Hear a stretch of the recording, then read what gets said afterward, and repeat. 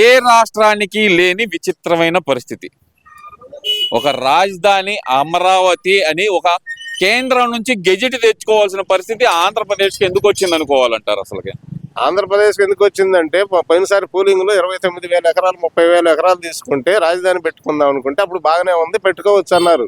తర్వాత గవర్నమెంట్ మారంగానే ఎవరు పడితే వాళ్ళు వచ్చి ఇక్కడ కుదరదు అక్కడ కుదరదు అని చెప్పనే దాన్ని చట్టబద్ధత కల్పించుకొని పెట్టించుకుంటే ఒకసారి పద్దాకు వచ్చి ఎవరు వచ్చినా మార్చే పని ఉండదు కదా. అంత అగమ్యగోచరం పరిస్థితుల్లో ఉండి జనానికి రాజధాని లేకుండా బడి పిల్లలు అడిగితే రాజధాని ఏదని చెప్పలేకపోయిన పరిస్థితి తీసుకొచ్చారు ఈ 5 సంవత్సరాల్లో. మరి ఇప్పుడు కూడా గెజిట్ తీసుకొచ్చి పార్లమెంట్ లో సరిచేసి చట్టబద్ధత కల్పించి బిల్లు తీసుకొచ్చుకోకపోతే మరి పద్దాకులు వచ్చి మారిస్తే ఎట్టు కుదురుద్ది? ఎవరు వచ్చాయి ఎందుకని అంటారు? అక్కడ అమరావతి ప్రాంతాన్ని అసలు పూర్తిగా రాజధానిగా గత ప్రభుత్వం విస్మరించడానికి గల కారణం ఏమనుకోవచ్చు అంటారు? అది చెప్పారుగా అమరావతి కాదు అమరావతి అని. ఇప్పుడు వాళ్ళు వచ్చినప్పుడు నీకు శాత కాలేదు చేయటం, నెలకొండ కూర్చోవాలి, లేదంటే 3 సార్లు పెడతాను అన్నారు. ఒక సాట పెట్టారా? మరి ఏదన్నా ఒకటి టెంపరీ రాజధాని ఆటను కట్టారా? ఇది కట్టిన దాన్ని బిట్టే టెంపరీ రాజధాని తాత్కాలిక రాజధాని రాగానే ఇల్లు వేసుకోవడానికి ఒకసారి మొత్తం 3 స్టేర్లు ఒకసారి వేయరు కదా, వేస్తారా? అట్లాగే నిదానంగా కడుతున్నాడు. మీరు అసలు వచ్చిన దాన్ని తీసుకెళ్లి 3 సార్లు పెడతానన్నాడు. ఆడ పెట్టారు? మీ డబ్బుల కోసం, మీ స్వలాభం కోసం, మీ భూములు కొనుక్కొని మీ వాళ్ళు వ్యాపారం చేసుకోవడానికే తీసుకెళ్ళావు కానీ ఏం చేయలేదు కదా. చేయాలి ఏదో ఒకటి. నీ ఇష్టం. అసలు 3 సార్లు పెట్టచ్చు, మరి పెడితే తేలిపోయేది కదా. డబ్బులు మీ జేబులో నుంచి తీసుకొచ్చి పెడుతున్నారా? ఇప్పుడు కూడా వైసీపీ నాయకులు అంటుంది ఏంటంటే అది మునిగిపోయే రాజధాని, దానికి అవసరం ఏముంది అంటున్నారు. మునిగిపోతే ఇప్పుడు మన వచ్చిన తపాను, నిన్న వచ్చిన తపాను విజయవాడ కూడా మునిగిపోయింది. అందుకని ఖాళీ చేసి వెళ్ళిపోతారా? దేనికి మునిగిపోయింది? ఇది ఎందుకు మునిగిపోతే తెలీదా? ఆఫీసర్లు ఉన్నారు, ఇంజనీర్లు ఉన్నారు, ప్రముఖ పారిశ్రామికవేత్తలు ఉన్నారు. ఇప్పుడు మిమ్మల్ని అక్కడ పెడితే అక్కడ పెట్టమంటారు, బడ్డీ కొట్టు పెట్టుకుంటారు కాలువ పక్కన. మునిగిపోయింది అని తెలీదా? ఎందుకు పెడతారు?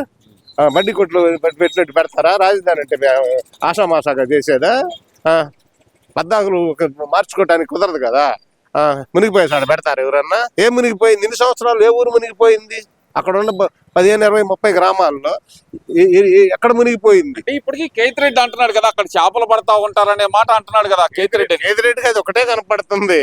చేపలు అక్కడ ఎందుకు పడతారు? కృష్ణానదిలో పడతారు చేపలు. మీరు తీసేని గుంటలు తీసుకెళ్ళి బిల్డింగులు కడతానికి గుంటలు తీస్తే దాంట్లో నీళ్లు వచ్చి చేపలు వచ్చినాయి. మీరు చేసి ఆ చేపలు మీరే వదిలింటారు రైతుల పూట. ఎప్పుడొకప్పుడు మళ్ళీ తర్వాత వచ్చేటప్పుడు చూద్దాం, ఇది ఈ చేపలు వచ్చినాయి చూడండి, అందుకని కట్టది కాదని జనాన్ని చూపించడానికి మీరు ఎదురుంటారు. ఆ చేపలు చెరువుల్లో ఉంటాయి చేపలు. ఇక్కడ ఎందుకు వచ్చినాయి? మీరు చేసిన పనికే వచ్చినాయి. మునిగిపోలేదు. ఏ ఊరు మునిగిపోయింది? సరే పని 5 సంవత్సరాల్లో మునిగిపోయింది అంటున్నారు. ఒక ఊరు మునిగిపోయి జనం చనిపోయారా? లేకపోతే ఏమన్నా ఖాళీ చేశారా? ఎందుకు మునిగిపోయింది? కనపడతలేదా? ఎక్కడ మునిగిపోయింది? ఎటు నుంచి వస్తుంది? కృష్ణానదిలో నీళ్లు ఎటు నుంచి వస్తున్నాయి? కృష్ణానదిలో నీళ్లు ఇటు వస్తాయా? సరే, ఇవన్నీ ఒక ఎత్తు అనుకుందాం అన్న. మరి జగన్మోహన్ రెడ్డి గారు అసెంబ్లీకి ఎందుకు రాలేదంటారు? ముఖ్యంగా అమరావతి తీర్మానం జరుగుతున్న సమయంలో అసెంబ్లీకి ఎందుకు రాలేదంటారు? మరి వస్తే సరేనన్నారు కదా. ఇప్పుడన్నా సరేనంటే అతను పెద్ద రకం నిలబడేది కదా. వాళ్ళ తరపున సజ్జల రామకృష్ణారెడ్డి అంటున్నాడు కదా, మేము అడ్డము కాదు నువ్వు కాదు అంటున్నాడు కదా. ఒకళ్ళు అటు చెప్పేది ఒకళ్ళు అటు చెప్పే కదా ఇంత దూరం తీసుకొచ్చింది. ఇప్పుడు సజ్జల రామకృష్ణారెడ్డి నేను ఓకే అన్నాడు, మళ్ళీ మా నాన్నకు పిలిచేదో చెప్పాడంట. నీ ఇష్టం వచ్చినట్టు చెప్పడం ఏందని చెప్పలేదా? చెప్పే ఉండొచ్చు. మరి ఒక్కొక్కళ్ళు ఒక్కో స్టాండ్ తీసుకుంటే అట్ట. ఇప్పుడు సజ్జల రామకృష్ణారెడ్డి మునిపేం చెప్పారు? ఇల్లు కట్టుకున్నాడు, బ్రహ్మాండంగా ఉంది, చంద్రబాబు గారికి ఇల్లు లేదు, ఏం లేదు, అంతా ఏడే ఉండమన్నారు. మళ్ళీ మధ్యలో ఎందుకు చేశారు? అదే సజ్జల రామకృష్ణారెడ్డి ఆయాలి కదా, మనం చేసేది తప్పని. ఆ చుట్టూతుండాలు విజయసాయిరెడ్డి ఏం చెబుతున్నాడు? ఆ చుట్టూతుండాలు బయటికి పంపించాయా కొద్దిగా మళ్ళీ ఏదో ఒకటి చేద్దామని చెప్పని అన్నారు. వాళ్ళు ఎవరు చెబుతున్నారు? మంచి చెబుతున్నారు ఎవరికన్నా? ఇప్పుడు జగన్మోహన్ రెడ్డికి ఏం చెబుతున్నారు వీళ్ళు? సరే, ఇవన్నీ ఒక ఎత్తు అనుకుందాము. పెమ్మసాని గారిది ఏంది ఆ మాట అంటే? ఒక్క మాటతో జగన్మోహన్ రెడ్డి గారిని చంపేయగలం అనే మాట పెమ్మసాని గారు మాట్లాడటం ఏందంటారు? ఆయన కేంద్ర మంత్రిగా ఉన్నాడు కాబట్టి, ఎంపీ గారు ఉన్నారు కాబట్టి ఆ మోడల్లో మాట్లాడాడు. మాటతో చంపేస్తామంటే ఇప్పుడు మనిషికో దెబ్బను, మనిషి కొట్టుకో దెబ్బ, మనిషికో మాట అంటారు చూడండి. అదే మాట చంపేస్తాం. ఇప్పుడు ఓ మాట అంటే చచ్చిపోతామంటారు చూడండి. ఆ మాటలో తోటా పెట్టో, గొడ్డలో పెట్టో, ఇంకోటి పెట్టో తీసుకెళ్లి గొంతులు కోసో చంపేయలేదండి. అట్ట అనలేదు ఆయన. అనేదంటే కూడా అట్టంది. ఒక ఆయన నేను అట్టానలేదు ఇట్టానలేదు అన్నాడు. ఆయన అట్టేమో అనలా. ఒక మాటతో చంపేస్తాను అన్నమాట. ఏమన్నాడు? ఒక మాటతో చంపేస్తాం అంటే, ఒక మాట అంటే చచ్చిపోతామంటారు అవతల వాళ్ళని. అదే కాదా? మరి అది ఆయనంతటికి ఆయన చచ్చిపోతారు కానీ మాటతో చంపేస్తామంటే ఈయన చంపేసినట్ట. ఇప్పుడు వీళ్ళనే మాటలకి ఎంతమంది చచ్చిపోవాలి? అసలు బోర్డు పెట్టి రప్ప నరికేస్తాం అంటే దీని తెలుగే ఇది. మరి దాన్ని ఏమన్నాడు? అసలు అది తప్పు కాదా? డైలాగ్ అంటున్నారు కదా. అసలు సినిమా డైలాగ్ లేక మీరు రప్ప అంటారు. నేను కూడా చెప్పాడు అనుకోండి, కంటి చూపుతో చంపేస్తామంటున్నారని చెప్పాడు కదా అతను. మరి మాటతో చంపేస్తామన్నాడు. మామూలుగా జనరల్ గా వాడుకునే పదం కాదు అది తప్ప. ఇప్పుడు మాటతో చంపే అంత మగాడివా 2029లో ఓటుతో కొడితే గనక వెళ్ళి లండన్ లో పడతావు, ఈ మాట అంటుంది అంబటి రాంబాబు. మరి అంబటి రాంబాబుకి తెలిసే మెలకొని కూర్చుంది. అంబటి రాంబాబుకి ఒక మాటతో చంపేస్తానని చెప్పి నేను 2029లో కొడితే 30 మరి రావడంతోనే మరి ఒక్కడికేగా మొదలు పెట్టింది, ఒక్కడితోనే మొదలైద్ది యుద్ధం. మరి నువ్వు ఇన్నాళ్ళ నుంచి ఏం చేసి 89లో ఎప్పుడో పోటీ చేసావు, మళ్ళీ పోటీ చేయడానికి, మళ్ళీ గెలవటానికి, మళ్ళీ అరవటానికి, మళ్ళీ ఈ రకంగా జనాన్ని తిట్టడానికి ఎన్నాళ్ళు పట్టింది నీకు? ఎందుకు పోటీ రమ్మను? ఇప్పుడు డబ్బులు లేవు చెప్తున్నారు కదా, ఎందుకు రమ్మను మరి చూద్దాం. కాదు ఆయన అంటే నేను 2029లో పెమ్మసాన్ని ఇక్కడ ఓడిస్తారు ప్రజలు, వెళ్ళిపోతాడు లండన్. ఎవరు చెప్పడానికి అసలు నువ్వు నిన్ను ఓడించింది దిక్కులేదు. మొన్నప్పుడు మళ్ళీ 89 నుంచి ఎప్పుడు దాకా పట్టింది? 2014 దాకా ఎన్టీ రామారావు గారు ఓడిపోయాడు, అది నువ్వెవరు చెప్పడానికి? పెమ్మసాని గారిని ఓడిస్తాను కానీ నువ్వెవరు చెప్పడానికి? 6 సార్లు గెలిచాడు రాయపాటి సాంబశివరావు గారు, ఒకసారి ఓడిపోయాడు. నువ్వు చెప్పావు నువ్వు గెలిచినట్టయితే లేదా పోటీ చేస్తావు ఆయన మీద, నేను మాట్లాడతాను. ఆయనతో ఈయన పోటీ చేస్తాడు అంటే రమ్మని చెప్పును, ఎంపీగా చేస్తాడు, ఎవరి మీద చేస్తాడు రమ్మనండి. ఆయన మీద గెలిచి నేను గెలిచాను నిన్ను ఓడించానంటే అది పద్ధతి. నువ్వు రోడ్డు చెప్పడానికి 7 నియోజకవర్గాల్లో అభివృద్ధి కనపడతలేదా? అభివృద్ధి ఏం లేదంట, అరాచకమే అంటగా. అసలు అంబటి రాంబాబు ఇంటి మీద దాడి చేయించింది కూడా పెమ్మసానే అని చెప్తున్నారు. ఇంటి మీద దాడి చేయించింది పెమ్మసాని కాదు, పెమ్మసాని వేరే ఊళ్ళో ఉన్నాడు. అలా అంటే ఆయన సినిమా చూపిస్తాను అన్నాడు కదా 24 గంటలు. ఈయన ఎన్ని సినిమాలు చూపిస్తాను అన్నాడు, ఎంతమందికి చెప్పాడు? ఎంతమంది బూతులు తిడితే సినిమా చూపించరా? మీరు అనరా? తింటా వాళ్ళని తిరిగి తూరుకుంటారా? 7 గంటల దాడి జరిగిందన్నారు, 7 నిమిషాలు చాలు పోలీసులు కాపలా ఉండారు, మమ్మల్ని కొడుతున్నారని. కొట్టకుండా ఉండటానికి కాపలా ఉండారు, కొట్టబాకుండా నుంచొని గొడవ చేస్తే బయట చేసుకోండి అన్నారు పోలీసులు. ఇంటి మీదకు బాల లోపలకు బాల ఆడాళ్ళని ఒక మాట అనలా, ఆడాళ్లే ఉంది. ఈయన కూడా ఉండాడు. మరి అప్పుడు దాకా రైతులు అందరు కానీ వెళ్ళిపోతారేమో, తీసుకెళ్దాం కాబట్టి ఇక్కడైతే గొడవ జరుగుతుంది కొడతారని ఆపారు పోలీసులు. లేకపోతే ఎంతసేపు ఉంటారా? మీరు చెప్పండి. పోలీసులే దగ్గరుండి నా మీద దాడి చేయించారు. దాడి చేశారు, ఎందుకు అబద్ధం? ఎందుకు దాడి అక్కడే జరిగితే అక్కడ కారులో అన్నప్పుడే కారు కాడ చేయటం సులువా, ఇంటికి వెళ్ళి కొడతాం సులువా? ఇప్పుడు అక్కడ దారి వెళ్ళిపోయావు, వెళ్ళిపోయినా ఇంటికాడికి వెళ్ళారా? మరి రా, ఏది పడితే అది మాట్లాడుతున్నావు అని అనరా ఎవరు? పార్టీ ఆఫీస్ మీద దాడి జరిగితే మా వాళ్ళకి బీపీ వచ్చింది, పట్టాభిని కొడితే మాకు ఇది వచ్చింది అది వచ్చింది అన్నారు. నువ్వు తిడితే రా ఇంటికి కొట్లా, ఇంకా కొడితే ఉండేవాడా? తగ్గేదే లేదు, తగ్గేది నిన్ను ఎవరు తగ్గమన్నారు? నీకేం చెబుతున్నారు అర్థం అవుతుంది. నీకు కూడా భయం పట్టుకోండి అని ఉంటుంది. లోనకి వెళ్ళినాడు తెలుసుద్ది భయం, బయట కూర్చొని అందరూ చెబుతాం ఎవరు అయినా. మళ్ళీ వెళ్తాను నేను అంటున్నాడు. మళ్ళీ వెళ్తానికి రెడీ అయింది. ఒక్క కేసే అయింది, ఒక్క కేసా? కేసులు ఏమిటి వెళ్ళరా? అందరిని పిలవట్లేదే.